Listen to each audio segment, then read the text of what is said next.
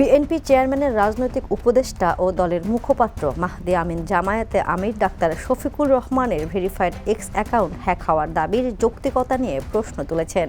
Verified x handle থেকে নারীদের উদ্দেশ্যে অবমাননাকর ভাষা ব্যবহার করেছেন বলে দেশব্যাপী আলোচনা চলছে। রোববার রাজধানীর গুলশানে বিএনপির নির্বাচনী কার্যালয়ে সংবাদ সম্মেলনে তিনি বলেন, ওই অ্যাকাউন্ট থেকে নারীদের উদ্দেশ্যে ব্যবহৃত নোংরা ও অবমাননাকর ভাষা সত্য হলে তা সমাজকে মধ্যযুগীয় অন্ধকারে ঠেলে দেওয়ার মানসিকতার বহিঃপ্রকাশ।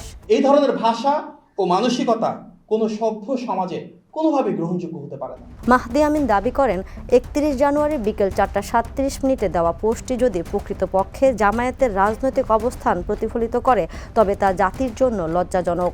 তিনি প্রশ্ন তোলেন, বিকেল ৪টা ৫৫ হ্যাকের বিষয়টি জানা গেলে কেন তাৎক্ষণিকভাবে জনসম্মুখে জানানো হয়নি এবং কেন প্রায় ১২ ঘণ্টা পর জিডি করা হলো। দ্রুত অ্যাকাউন্ট ফিরে পাওয়ার দাবিও তিনি সন্দেহজনক বলে উল্লেখ করেন।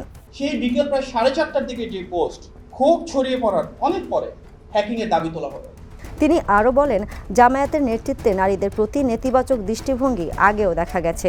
সংসদ নির্বাচনে কোনো নারী প্রার্থী না দেওয়া, নেতৃত্বে নারীদের সুযোগ না রাখা এবং বিভিন্ন ক্ষেত্রে নারীদের অবমাননার অভিযোগ তার উদাহরণ।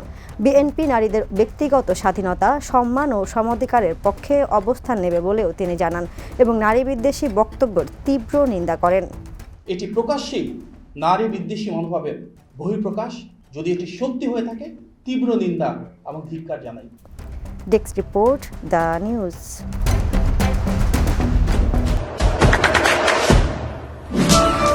দেশে দেশে সবার সাথে দ্য নিউজ।